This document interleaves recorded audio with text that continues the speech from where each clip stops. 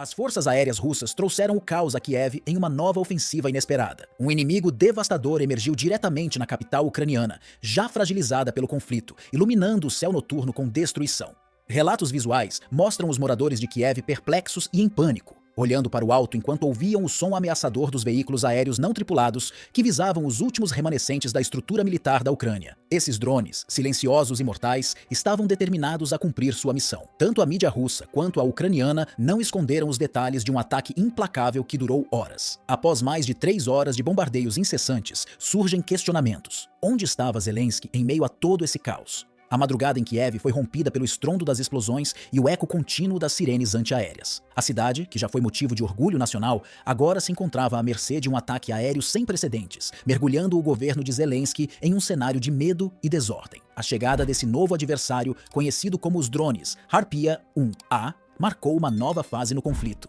Durante essas 3 longas horas, o céu de Kiev foi constantemente iluminado por explosões, enquanto sombras sinistras tomavam conta da cidade. Os drones Harpia 1A, famosos por sua letalidade e precisão, foram implacáveis ao atacar as principais instalações militares. Criados para desmantelar sistemas de defesa aérea e destruir alvos estratégicos, esses drones mostraram sua superioridade tática ao executar uma série de ataques coordenados em pontos cruciais de Kiev. Diferente das ofensivas anteriores, dessa vez os ataques se concentraram exclusivamente no uso de drones, surpreendendo as forças ucranianas e expondo as falhas em sua defesa aérea. Apesar das declarações oficiais de Kiev, alegavam ter abatido 53 dos 57 drones lançados, a realidade no campo de batalha era outra. A devastação foi generalizada. Depósitos de munições explodiram em sequência, aeroportos estrategicamente importantes foram destruídos e instalações militares cruciais foram reduzidas a escombros. As explosões não apenas causaram danos imediatos, mas desencadearam uma série de incêndios incontroláveis, cujas chamas se erguiam no horizonte como colunas de fogo, visíveis a quilômetros de distância. O céu, antes escuro e tranquilo,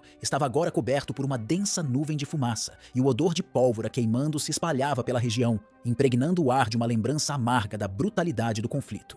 Por toda Kiev, os alarmes de defesa aérea, que antes eram apenas um aviso distante e esporádico, soavam agora de maneira incessante. O som perturbador tornou-se parte da rotina dos cidadãos, uma trilha sonora constante de uma cidade à beira do colapso.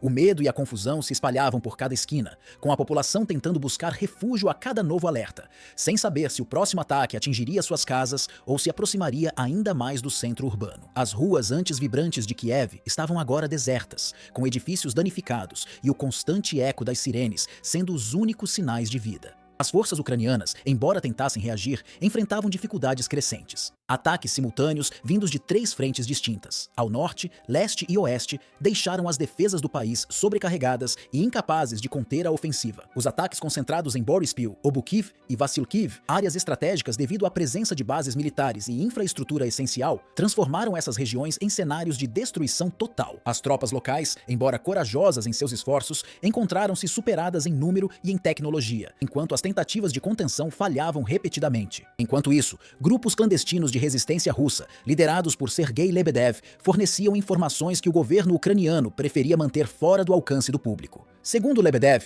os drones russos não apenas atingiram alvos militares primordiais, mas o fizeram com precisão assustadora. O aeródromo de Boryspil, um dos centros logísticos mais críticos para o reabastecimento de tropas e equipamentos, foi alvo de um ataque devastador. Um único drone atingiu diretamente um dos quartéis principais, causando uma explosão de tamanha intensidade que o impacto foi sentido a quilômetros de distância. Janelas estouraram em uma vasta área ao redor do ponto de impacto, deixando edifícios inteiros destruídos ou gravemente danificados. De acordo com os relatos de Lebedev, as perdas em termos de mão de obra e equipamento foram incalculáveis. As unidades militares que ainda estavam operacionais encontraram grande dificuldade em reorganizar as forças diante de tamanha destruição. Além disso, o impacto psicológico nos soldados ucranianos foi severo, com a incerteza sobre onde o próximo ataque poderia ocorrer. Esse ataque, coordenado com drones, não apenas destruiu estruturas críticas, mas também desmoralizou as tropas e a população, evidenciando a capacidade russa de lançar ofensivas precisas e devastadoras, mesmo em áreas fortemente defendidas. Os ataques em Obukiv e Vasylkiv seguiram um padrão semelhante. Em Obukiv, os depósitos de munições foram atingidos por uma série de drones, que resultaram em explosões em cadeia, destruindo suprimentos vitais para a resistência ucraniana. As explosões foram tão intensas que ecoaram por horas, iluminando o céu noturno e criando um espetáculo aterrador de fogo e destruição. Em Vassilkiv, uma importante base militar foi completamente arrasada, com os drones atingindo seus principais alvos em questão de minutos, transformando a área em um campo de destroços em chamas. A gravidade da situação ficou clara não apenas pelas perdas materiais, mas também pelo colapso das rotas de abastecimento e evacuação. Caminhões militares e veículos de emergência corriam para os locais atingidos, tentando salvar o que fosse possível, mas a destruição era tão vasta que, em muitos casos, nada restava além de ruínas.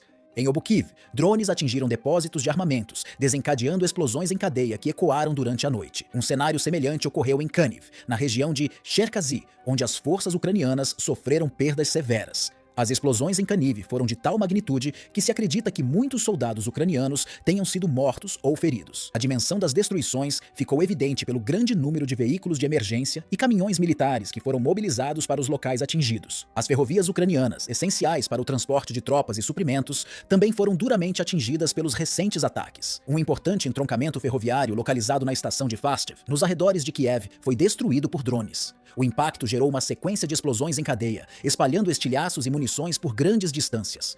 Relatos de testemunhas indicam que os projéteis foram lançados a centenas de metros, criando sérios riscos tanto para civis quanto para equipes de socorro. A introdução dos drones Harpia 1 neste conflito trouxe uma nova fase na estratégia militar russa. Dotados de tecnologia de ponta, esses drones possuem a capacidade de evitar os sistemas de defesa inimigos e realizar ataques com precisão cirúrgica. A decisão de confiar exclusivamente no uso desses drones reflete uma mudança tática clara, que visa reduzir as baixas russas enquanto aumenta a destruição de infraestruturas críticas do inimigo. Embora as forças ucranianas insistam que estão se ajustando a essa nova ameaça, a realidade no campo de batalha conta uma história diferente. A quantidade de explosões e incêndios indica que os sistemas antiaéreos da Ucrânia foram completamente sobrecarregados.